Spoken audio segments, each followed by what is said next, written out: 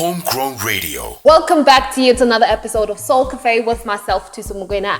It's a name and a surname because it's serious like that. As you can see, today Token Toby is not on set, but I am joined by the lovely Bianca.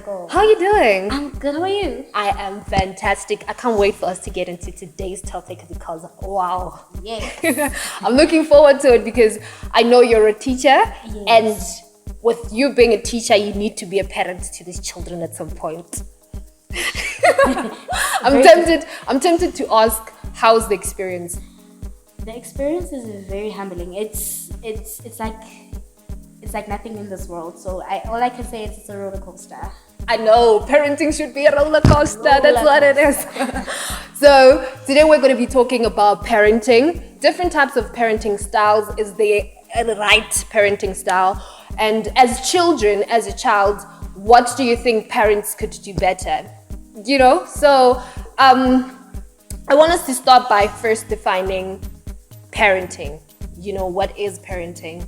How can we, as a society, define parenting? I think as general society, we tend to look at parenting as when I'm pregnant and I have a baby, and I'm a parent. That's parenting. But I think it goes a little bit beyond that.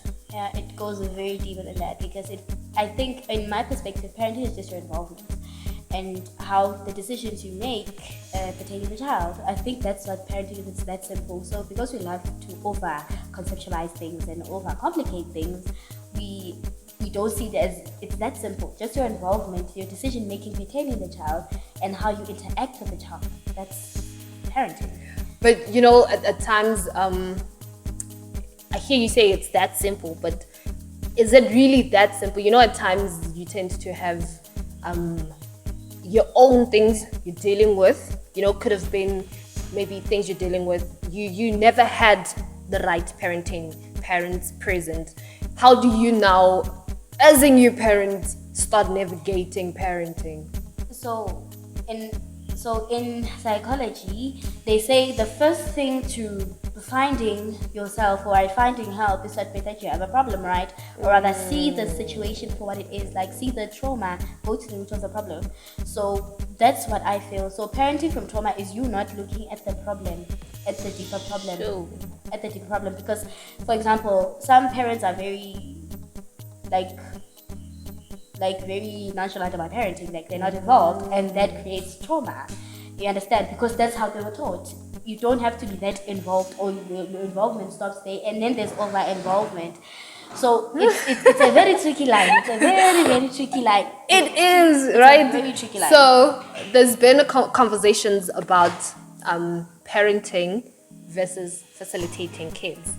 It would be a whole thing to say, parents, when they start to parent kids or rather raise kids, that they'll be now correcting their mistakes, that they'll be now doing things they wish they did to their kid. They'll be living their life, the life they never lived through the kid. And now it was a whole thing to say, no, parents should rather facilitate kids. Parents should rather get to know their child and bring up their child in a way that the child can still be themselves. But now the thing is, where do you draw the line? You can't always hear Kangwana when they say whatever they say. See, that's the issue. That is why I'm saying we like to overcomplicate things. Now, there's a line here. Right? When you're raising, there needs to be rules, structures, all of that.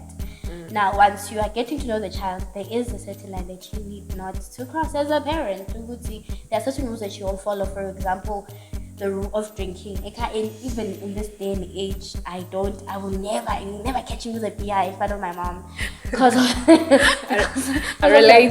of the boundaries that they set as parents. So the parents nowadays, they don't have the boundaries. You cannot hear Mundwana in such decisions. Like, for example, the type of school that they go that they want to go to, right? The career that they choose, you need to guide them, right? It's not even about facilitation. It's not even about showing, living vicariously through them, because people do that. But it's about you knowing that that's an individual, I'm an individual, but I am responsible for you, and them knowing that you're responsible for them as a parent. So, imagine having to be responsible for another human being. it's like that. It's like that. You are responsible. You are very responsible because I feel like I have a little brother and I feel like I'm the parent because I'm very responsible, very involved. So once you are responsible for that person, everything that happens to them, you answer for it. That's true. You spoke about structures, you know, Right. and I think in South Africa, a very common family structure is a mother in the household and the father is absent somewhere there, you know. And we find GBV's death skyrocketing, so hectic, you know. So would you say do you think Hore, some of these cases could be a result of family structures? Definitely. And also individual perspectives. But structure is one of the number one things we see because I grew up in a certain family or household. Rather, a kid would see himself as a man because there's no father. The child would see herself as a woman because there's no mother. And then once they go out there, they behave as such because of what comes from what? Home. So it affects it like to a percentage, and then comes whereby you are old enough now. For example, you are 8 years old. You can see the situation at home. You need to decide on your own, right? So you need to decide on your own. So I feel like it's a bit of both individuality and the structure. So EGBV, I feel like it's more of a choice. We make excuses with the structure because it's what we see. Because some of us, I can attest to this, is Kulusabo Malumi. Our dads are not around, rather they are not here 24/7. So Kulusabo Malumi, Kulusabo Mkulu, people, male figures that are there in the community. So you cannot make an excuse about that because even some male teachers are very good figures. So why not look at that and why am I looking at this? So now once we go into the world and now we're making excuses for our actions. If I can't control my anger, I'm going to be like, my mother. So it's a bit of both. I feel like both things are responsible. You yourself and the fact that you never had that guidance. Yeah, no, that makes sense. So we have the like parenting styles, you know, the like 8 parenting styles that I know of. And that's like the authoritarian and the permissive. Yeah. Right? So like I crammed my textbook, please don't. I can understand. I told you have to. So you know, I was looking at these type of styles and I was even wondering would we ever say there's a right type of style of parenting? Because I've even felt like that 3 is not really practical, you know, because you have your authoritative, which is parents that are about about the authority, you know, and then you have your permissive, which are like do you it's fine, do you know, but I feel like it doesn't fit in most dynamics of families, you know, and it doesn't seem very realistic. It's on the surface, and they're more dynamics that would lead to how a parent would parent their child and how a child will be responding to how their parents parent them, you know. Right. And I think Uguti, can just those few parenting styles be styles that correct, or can we even say they like correct type of parenting styles? No, there's no such thing. Well, I remember a child is an individual, or all individuals, so it depends on what you respond to. Like, for example, there's some people that just don't like being shouted at. So if you're a person that's going to be shouting, right, it's not gonna work. And then there are people who will not function without being shouted at. If I don't shout at you, you won't do the correct thing. If I'm like, do you? You're not gonna do the correct things. You're going to do everything wrong. And then if I shout, you're going to do wrong. So it's parents knowing that their children. That goes back to saying their involvement in your child's life, knowing your child. Would see, okay, what type of person is this one? What type of person is this one? What type of person is this one? You know, as siblings, for example, we are 5 kids.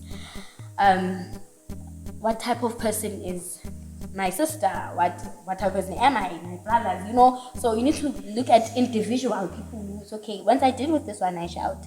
You want to deal with that one, I'm going to be very laid back. If I deal with that one, I'm not going to care, because if I care, it's a problem. But like in reality, G, do you think parents know their children? No. They don't, eh? No, not at all. They don't. They Because don't know their kids. I think my own parents would be shocked if they know me. No, parents do not know us at the level they are supposed to know us. No, they don't. They don't know their kids, because even when you call them, for example, there's a parents meeting or whatever the case may be, is going, and the parents would be shocked to hear some of the things about their children, Right? what they do, how they conduct themselves. Like, no, that's not my child. That's not my child. No. Most is the direct opposite. I understand. Once you have a conversation with them, actually this one is like that. This one, man, it's impossible. I get conjured. So they don't. I feel like they don't take the time To get to know their children. Get to know the kids, because it's very important to get to know the kids. Have a conversation with them, no matter just to know they don't know how it works. So they don't know us. Even not if they. Gee, that's like what I'm saying. So like I want us to now look at it from a child's perspective. Right.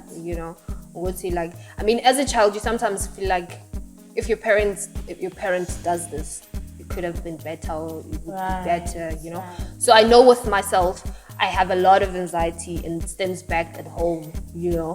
and I feel like if my parents could have done certain things better, like expose me to the world, I think I wouldn't be dealing with so much anxiety. The same way. I feel the same Right. way. And there's a psychosocial development model, that says that children get to a stage where they want to initiate things, right? And it's like an initiate versus guilt type of thing. So if this kid is not given the chance to initiate things, then they tend to feel guilty about a lot of things. They tend to shy away from people. Yeah. So I feel like that could have been the case with me, because I've got strict parents. Yeah. They don't take nonsense. Look. No. Time and everything when you come home to when you leave. Yeah. So I feel like had they maybe exposed me to some of the things, they maybe let loose with some things, then I think I wouldn't be dealing with so much anxiety. Yeah. Because like sometimes it's really petty things, like if I have to go to the shop and I'm like, I need to go to the shop, what am I gonna say when I get there? Like it's just like a whole thing, and it's for like petty reasons. Like, I mean, just go to the shop, But it's not that easy. Sometimes I have to battle with myself. I need to go to the shop, but anxiety is like, no, girl, you're not going there. Right. So, what are some of the things that you personally think are like a result of maybe your how your parents parented you? Right. I feel like I don't know, but I feel like we've had similar experiences, because they're very strict and like lack of exposure, and rather the tight-fisted. So I'm saying it's over-parenting, like looking, like over-guarding, because really you have anxiety about certain things in life and not knowing certain things. For example, it's very important to date when you are younger. That's true. So now, once you come from home, we are not allowed to date. Now, once you start dating, it's a problem now. It's a problem. Because you don't know how to deal with certain things, because you didn't do them, right? Even with going out, experiencing certain things, right? I never used to go out. I started going out when I was like older, when I started working. I started going out when I started working. I never, especially when I was in college. I went to college first, so I didn't even go out when I was in college because of the protective nature. So I feel like that's what I'm saying. See, there needs to be a line and parents draw. So from a kid's perspective, I feel like sometimes don't be too tight-fisted, don't be too loose-fisted. Because I have a friend, they were like too loose, wild. Yeah. So it's in such cases, it's a very difficult. Do we still say the parents, or is it now a matter of the child? Because with our case is that we feel that now we are dealing with anxiety because of how our parents did some things. That protection. Yes, that overprotection. So with the friend you're talking about, then what do you think would be the case? Is it still the parent, or is it still? It's still the parent. Once you give a mice a chance to play, the mice will play. if we give a mice a chance to play, the mice will play, right? Like it's a sense that I'm also very overprotective of my little brother, the one that I was talking about. I'm very responsible for him, very involved. I'm very overprotective. But I'm just, let him be, leave him. He's fine because of the way I grew up. Because we were protected. Like my mom used to like accompany me to school every day, even when I was in high school. Yes, even when I was in high school, like we'd go together. Like I would not function if I'm kapang my taxi. What? So that's how it was. I would not function. My late aunts, very very involved. My mother's big sister are very involved. My uncle's very involved. So that's God. So it's very. Sometimes just let people. I want to breathe. Let people do what they're doing. Yeah. I started going out when I was when I was very old. But I guess it worked out, right? Because you're not the wild friend in this case. No wild. Being wild is something else. No wild. But, no, I definitely understand. So it depends on the person. I feel like also when you're going to, like I'm saying, when you grow up, you start making decisions. Because this is what I like, this is what I don't like, this is what I'm going to do, this is what I'm not going to do. So we like blaming the parents, but at the same time, it's like, it's half and half. It's half me, half my parents. I was watching a series on DSTV about teenage pregnancy. It's actually called Teenage Pregnancy. Yeah, I right? watched that as well. Yeah. So I looked at the 3 teenagers, right? Yeah. 2 of the teenagers have controlling parents. Yeah, yes. Have very strict parents that are like, look, it's my way or the highway. And then you have the other one, right? And then Mama was very. She's so sweet and so. But it still happened. It's still, like whatever level, it's all in our choices. Yeah. So when you parent, you must parent from the space of saying, hey, it all lies with you. Tell them it all lies with. My mom always tells my brother, that's true. I feel like that's the attitude most parents should have. You need to choose. I saw this one person clip on TikTok speaking about how kids are people as well. So she was like, no, kids are people as well. So let them make their choices. That's right. True. See what choices they make, and then if you are going to get it wrong, that's when you. But don't over analyze every choice they make. And sometimes they say experience is the best teacher. Exactly. Like let them. If yes, they'll know why not to do it next time. Water over their heads, because the stopping really is once you bend, like you become very debilitated because you do not know why wasn't I not told which I'm going to burn? It's such things. So it's very difficult. It's a very difficult line to thread. Same as a teacher.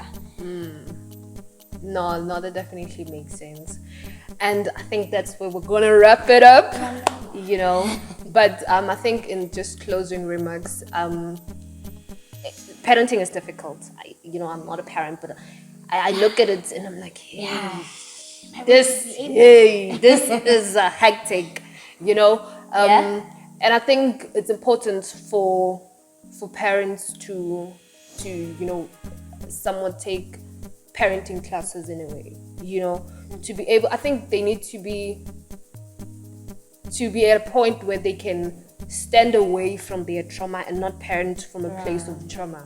They say hurt people, and I think it becomes worse when you've been abused, but you don't know that you've been abused, and now you're an abuser and you don't know that you're an abuser, and you're just messing around with people. You don't understand why people don't like being around you. Your kids just don't get along with you.